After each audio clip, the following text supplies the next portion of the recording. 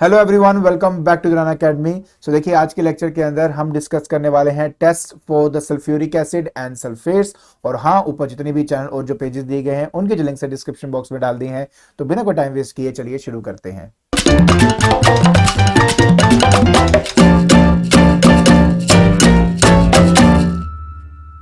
तो जैसे आप अच्छी तरह जानते हैं कि आज हमने ये देखना है कि वो कौन से टेस्ट हैं जिससे हम आइडेंटिफाई कर पाएं कि ये हमारा सल्फ्यूरिक एसिड है या नहीं है, या ये जो हमें कंपाउंड दिया गया है ये कोई सल्फेट है या नहीं है। तो देखिए इसको कैसे करेंगे। सबसे पहला टेस्ट हमें दिया गया है, कहते हैं when the barium chloride solution is added to the sulphuric acid और any soluble metal sulphate the white precipitate of the barium sulphate is form. हाँ, इसके बारे में बिल्कुल सही है, मैं इसके बारे में थोड़ा और भी आपको बताऊंगा। पहले मैं इसको आपको रिएक्शन के थ्रू समझा दूं कि ये है क्या।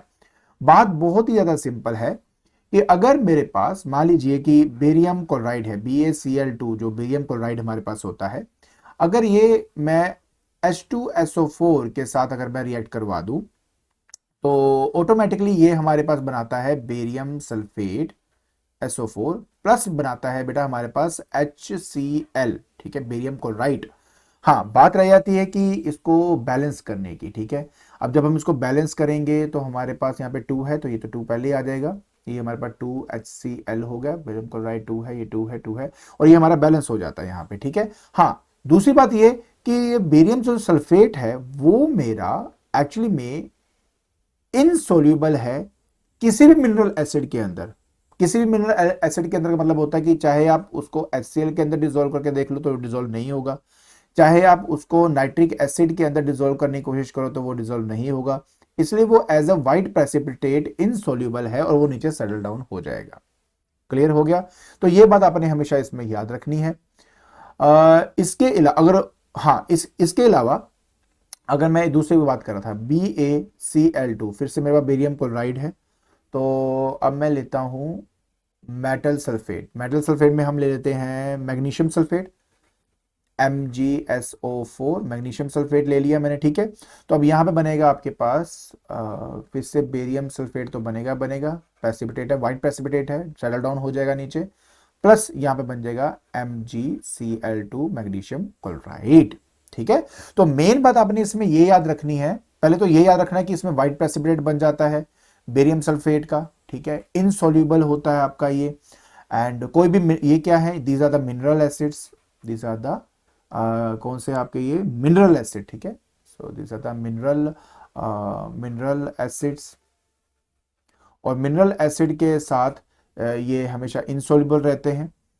और वाइट प्रेसिपिटेट, हम बस इतना ही बेसिकली इनमें आपने याद रखना है, इसके अलावा आपको याद करने की जरूरत नहीं होता है, ठीक है। हाँ, अब दूसरी बात आपको बताता हूँ कि इसमें जो इंपॉर्टेंट एक पॉइंट है, एक नोट है, वो आपने याद रखना है। वो नोट याद देख लीजिए, लिखा हुआ है, कहते हैं कि जो प्रेसिपिटेट है किसका, बोथ बेरियम सल्फेट का एंड बेरियम सल्फाइड का, देखने में दोनों ही व्हाइट कलर के होते हैं। मन में कभी कभी आता है कि सर व्हाइट कलर तो यार बेरियम सल्फेट का भी है, बेरियम सल्फाइड का भी है, तो हमें कैसे आइडेंटिफिकेशन होगी कि ये बेरियम सल्फेट है कि बेरियम सल्फाइड है। तो उसकी आइडेंटिफिकेशन के बारे में यहाँ पे बात हो रही है। कहते हैं कि barium sulphate and barium sulphide दोनों ही व्हाइट कलर के होते हैं, लेकिन जो बेरियम सल्फाइड है वो मिनरल एसिड में डिसॉल्व हो जाएगा।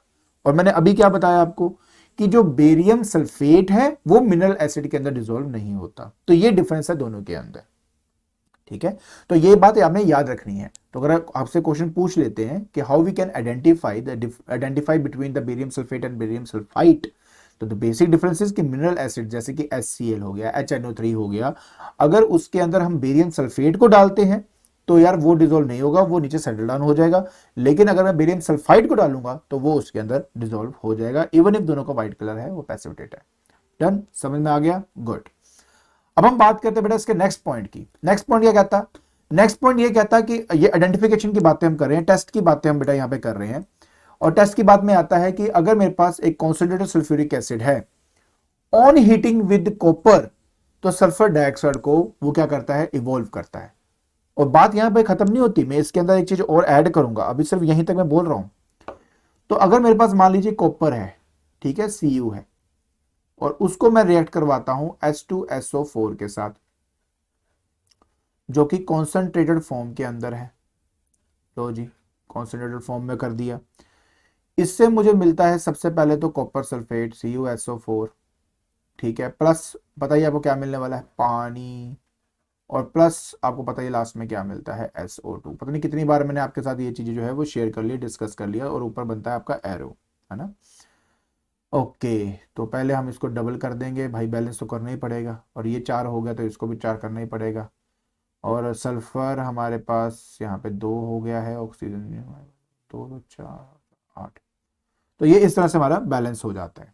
आइडेंटिफिकेशन यहाँ खत्म नहीं होती है, आइडेंटिफिकेशन यहाँ से खत्म होती है कि ये जो हमारा SO2 जो सल्फर डाइऑक्साइड हमें यहाँ पे मिला है, हम इसको एसिडिफाइड पोटेशियम डाइक्रोमेट सोल्यूशन में पास करवाएंगे, और जैसे हम इसको पास कराएंगे तो वो ग्रीन कलर का हो जाएगा। और वो ग्रीन कलर का इसलिए होता है क्योंकि SO2 की अपनी एक रिड्यूसिंग प्रॉपर्टी होती है। मैं आपको उसके बारे में बताता हूं। तो सबसे पहली बात, K2Cr2O7 ये है पोटेशियम डाइक्रोमेट, दैट इज, मैं दूसरे से करता हूं इसको, K2Cr2O7, ठीक है।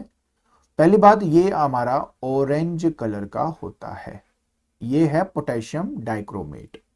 इसको एसिडिफाइड बनाने के लिए इसके अंदर H2SO4 सल्फ्यूरिक एसिड डाला जाता है। जब हम इसमें से SO2 मतलब सल्फर डाइऑक्साइड को पास करते हैं तो इसमें बनता है, एक मिनट, इसमें जब हम पास करते हैं तो इसमें बनता है, that is chromium sulphate, that is Cr2SO4 whole thrice. जो क्रोमियम है ना, इसका 3 वैलेंसी है, 3 पॉजिटिव वैलेंसी है। सामने बन जाता है पोटेशियम सल्फेट K2SO4, हाँ K2SO4, प्लस पानी तो बनेगा बनेगा H2O, ये बन जाएगा आपका। मेरे को थोड़ा सा इसको देखना है ताकि बैलेंस हुआ कि नहीं हुआ। सल्फर का ये 3 है, यहाँ 3 करना पड़ेगा। ऑक्सीजन को तो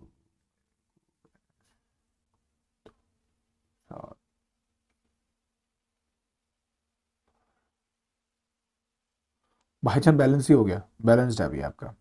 तो ये जो आपको यहाँ पे क्रोमियम सल्फेट यहाँ पे मिला है, तो इसका जो ग्रीन कलर है ना, ये आपको दिखाई देता है, और इससे हमें समझ में आता है कि अच्छा ये हमारा जो एसिड है ये हमारा सल्फ्यूरिक एसिड है, और किसी के साथ ये बिहेवियर एक्चुअली शो नहीं करता। तो यही इसकी टेस्ट है, ये टेस्ट है इसको आइडेंटिफाई करने का, जो हमें एसिड दिया गया है वो हमारा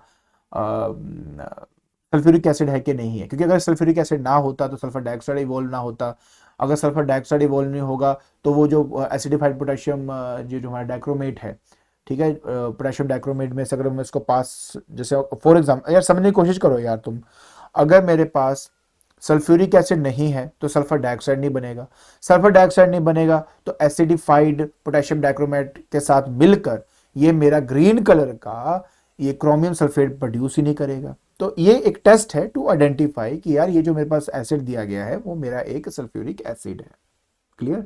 तो इस तरह से हमने इसको आसानी से आइडेंटिफाई करना है। क्लियर हो जाएगा यार, इजी है, डन हो जाएगा। चलो अब इसके बाद बेटा नेक्स्ट हमारे पास जो है वो एक आखिरी टेस्ट रह गया यार, जल्दी से वो भी खत्म कर लेते हैं। कहता है कि concentrated sulphuric acid on heating with NaCl evolve pungent fumes of HCl gas. हाँ, लेकिन अभी भी ये इनकम्प्लीट है, थोड़ा सा उसको और हम आगे कंप्लीट करेंगे। देखिए मतलब क्या मैं बताता हूं, जैसे यार मेरे पास नमक बोलता हूं, कॉमन NaCl है, NaCl हो गया, उसको मैं H2SO4 के साथ जो कि कॉन्सेंट्रेटेड फॉर्म के अंदर है अगर मैं मिला दूं और उसको हल्का सा हीटअप कर देते हैं तो यार इसमें से ना पंजेंट सी स्मेल आनी शुरू हो जाती है। अच्छा, क्योंकि कॉन्सेंट्रेटेड है तो ऑब्वियसली ये बनाएगा एसिडिफाइड सॉल्ट या एसिडिक सॉल्ट बनेगा आपका, NaHSO4 बनेगा आपका, है ना, ये बन गया आपका बाइसल्फेट, प्लस बनेगा HCl, और HCl जो गैस होती है ना इसकी पंजेंट सी स्मेल होती है। क्लियर हो गया? अब बात यहीं खत्म नहीं होती, बात उल्टा यहीं से शुरू होती है, जस्ट टू आइडेंटिफाई कि सचमुच में ये जो गैस निकली HCl है गैस है कि नहीं है। बात यह है कि ये जो HCl गैस हमारे पास निकलती है, इसको हम पास करते हैं हमारे एमोनियम हाइड्रोक्साइड के साथ, NH4OH के साथ हम इसको पास करवाते हैं, ठीक है। तो जब हम इसको इसमें पास करवाते हैं तो हमें डेंस व्हाइट फ्यूम्स मिलती हैं। अब जो डेंस व्हाइट फ्यूम्स हमें मिलती हैं वो मिलती हैं अमोनियम क्लोराइड की वजह से। तो ये एक रिवर्सिबल रिएक्शन है। जैसे वो इससे मिलेगा तो ये बन जाएगा बेटा NH4Cl प्लस पानी तो बनता ही है, ये बन गया। तो हमें मिलता है dense white fumes, dense white, लीजिए जी। तो फाइनली बेटा ये हमारे 3 टेस्ट हैं जिनसे हम ये आसानी से आइडेंटिफाई कर सकते हैं कि हमें दिया गया जो भी सामान है वो सल्फेट है या सल्फ्यूरिक एसिड है या नहीं है। आई होप आपको ये सब अच्छी तरह समझ में आ गया होगा, ठीक है। तो आज के लेक्चर के अंदर हमने जान लिया है test for the sulphuric acid and the metal sulphates, and I hope आपको ये सब अच्छी तरह समझ में आ गया होगा। और अगर आपको मेरी वीडियो पसंद आ रही है तो please like it, share it and subscribe it. आज के लिए बस इतना ही। Thank you so much.